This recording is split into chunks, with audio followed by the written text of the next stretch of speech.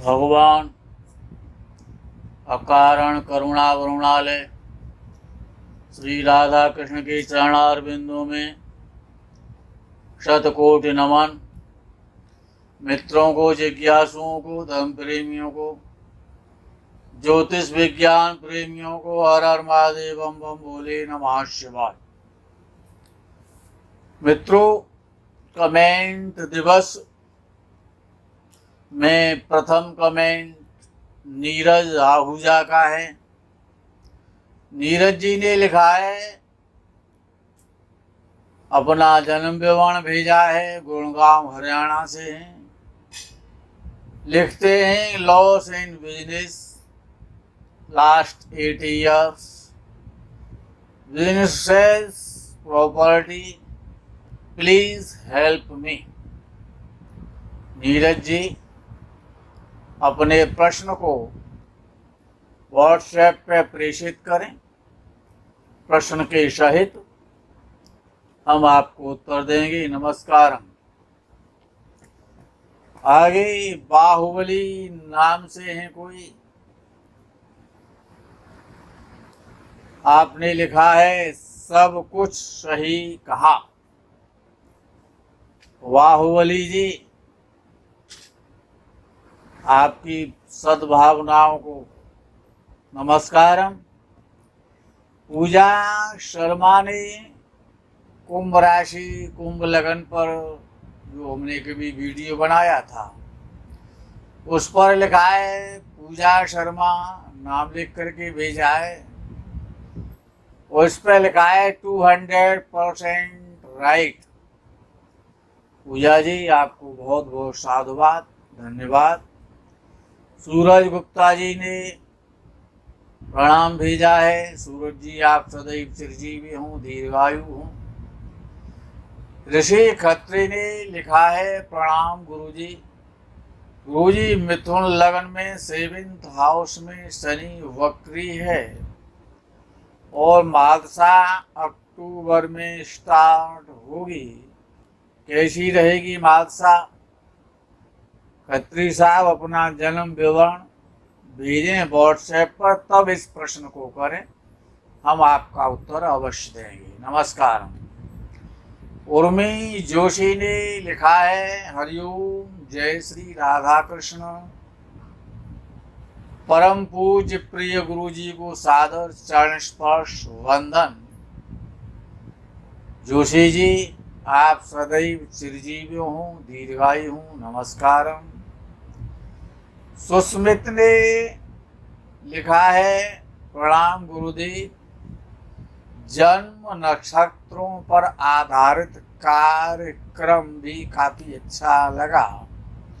आप हमें बता चुके हैं कि चंद्रमा की शुभता पक्ष पर निर्भर करती है और स्त्री ग्रह होने के कारण स्त्री राशियों में प्रसन्न रहता है।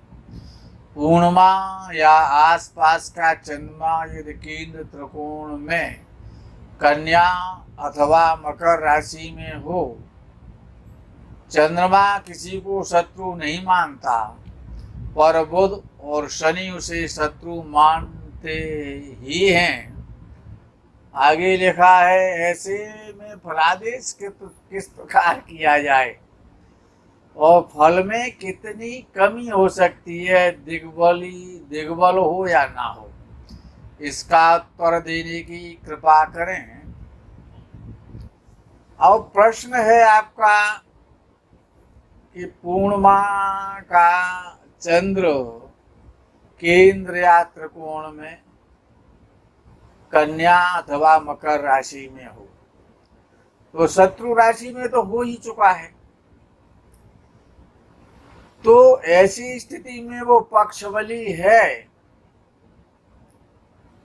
अब विषय ये है कि किस भाव का स्वामी है, उस भाव की तो वो हानि करेगा।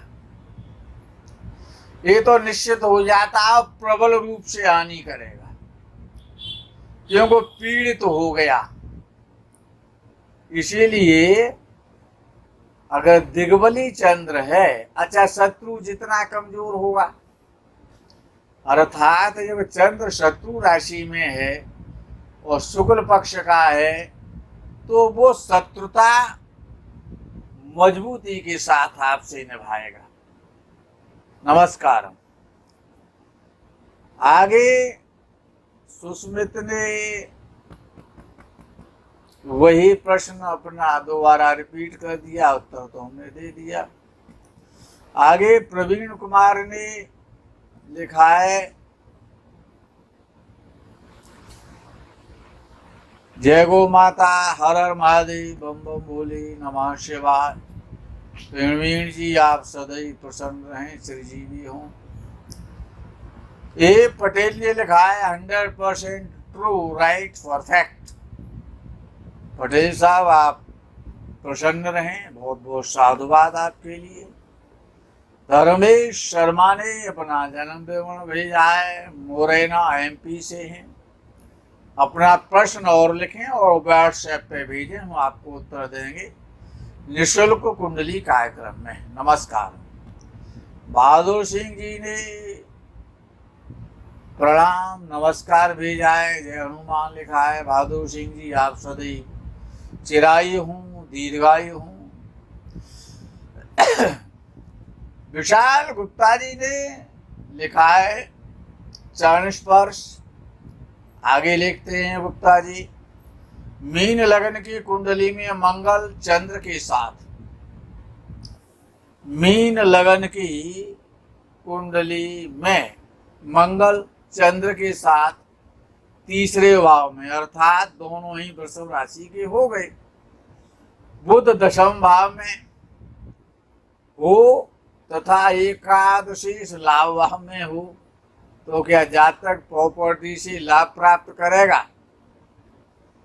हमने ये नहीं कहा था कि मंगल तीसरे भाव में हो। हमने तीसरे भाव का नाम ही नहीं लिया था, न हमने चंद्र का नाम लिया था, न हमने बुध का नाम लिया था। मंगल का नाम भूला था, उसमें ये लग्नेश, द्वितीयेश और लाभेश और सप्तम स्थान सहित हमने उसका वर्णन किया है। जैसे हमने कहा है उसी प्रकार का यदि योग है, यद्यपि यह योग थोड़ा लाभ तो कराएगा लेकिन उतना लाभ नहीं कराएगा जिस योग पर हमने बोला है। नमस्कार। डॉक्टर हिमांशु गौर ने लिखा है, आपकी व्याख्यान शैली वैशिष्ट्य युक्त है। आपके विषय में स्वरचित यह श्लोक समर्पित करता हूं। गौर साहब ने लिखा है, ज्योतिषज्ञम ग्रहज्ञम तम भावे ज्ञापकम द्विजम पचौरीत गुरुम वंदे लोक पचौरीत गुरुम वंदे लोक मार्ग निदर्शकम। डॉक्टर हिमांशु गौर, आपने व्याख्यान शैली वैशिष्ट्य युक्त ये जो शब्द है स्वरचित और समर्पित,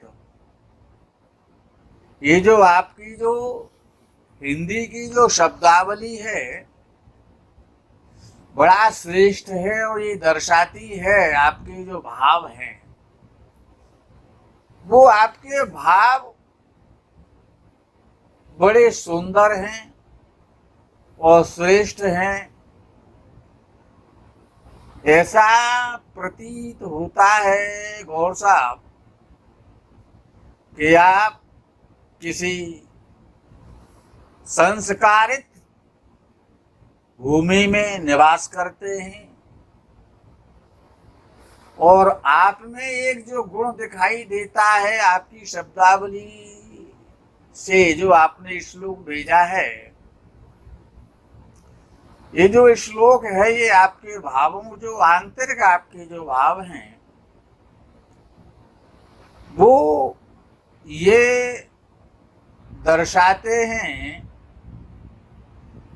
कि आप ऐसे स्थान पर रहते हैं जहाँ के संस्कार में भूमि हो, तपस्थली हो, ज्ञानियों का निर्देशन आपको प्राप्त होता हो। अर्थात इस पर एक श्लोक याद आता है कि आप जैसे व्यक्तियों को आगे जीवन में बहुत सुंदर सम्मान मिलता है।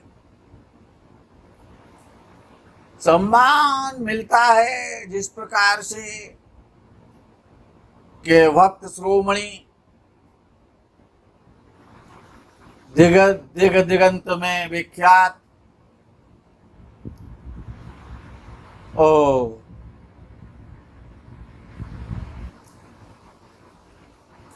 क्या उनके चरणार बिंदुओं में नमन।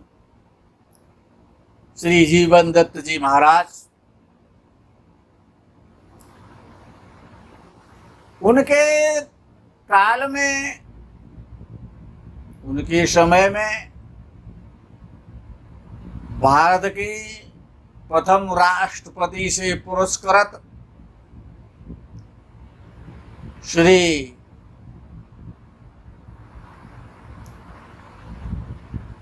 आचार्य जी महाराज, जिनको भारती जी की उपाधि काशी के विद्वानों ने दी, स्वामी अखंडानंद जी, महापुरुषों में शिरोमणि करपात्री जी महाराज, सुखबोधाश्रम विष्णु आश्रम जी महाराज, ऐसे भाव तो उन विद्वानों में रहे हैं।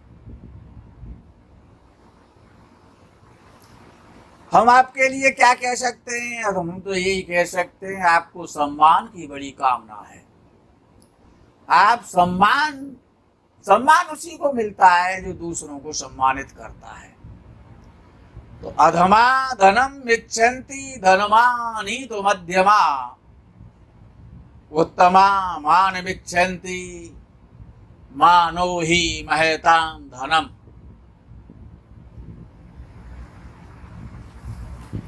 आप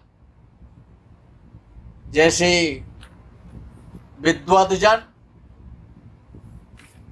भविष्य में सदैव सम्मानित और वंदनीय होते हैं। क्यों? बलम विद्या विप्राणाम,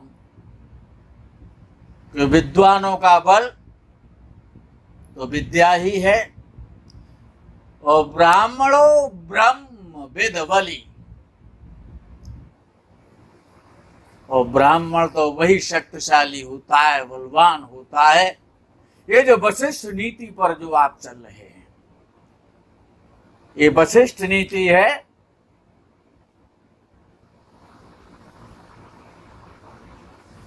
कि न देवो विद्यते काष्ठे न पाषाणे न मृणमयी, भावो हि विद्यते देवस् तस्मात् भावो ही कारणम।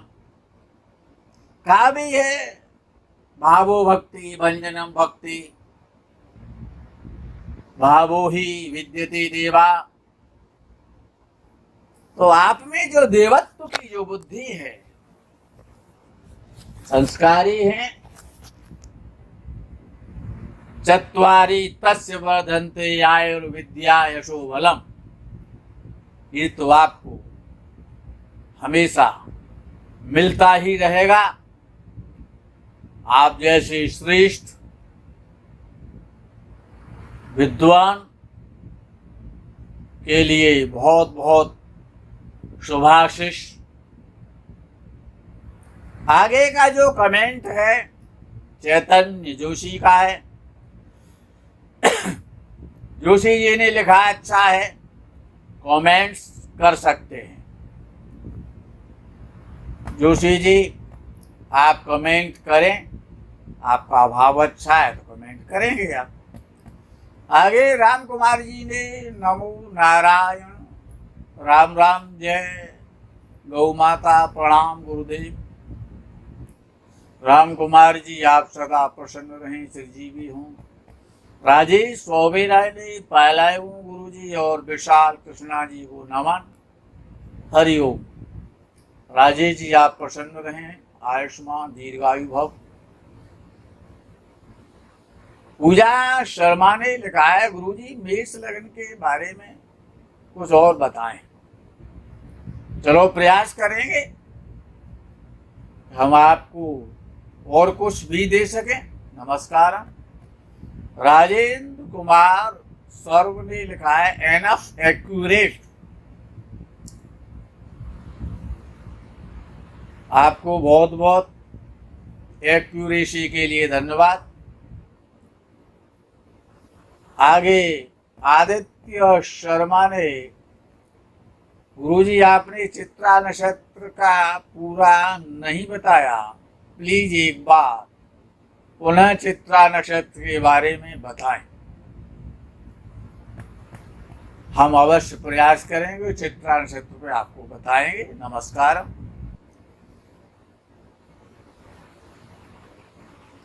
आगे का जो कमेंट है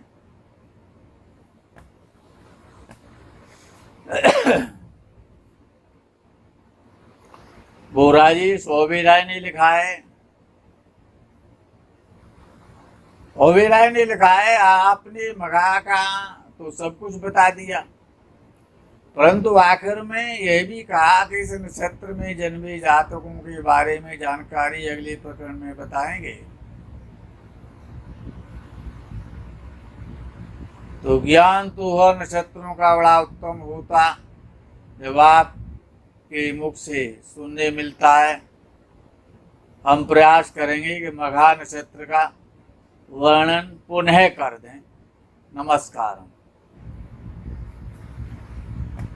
श्रेयांश शुक्ला ने लिखा है, अपना जन्म विवरण भेजा है, वेस्ट बंगाल से हैं, अपना मोबाइल नंबर भेजा है। देखते हैं, मैं अपनी माँ के साथ रहता हूँ। श्रेयांश शुक्ला जी अपना जन्म विवरण भेजा, प्रश्न भी भेजें, हम आपको उत्तर देंगे निःशुल्क कुंडली कार्यक्रम में।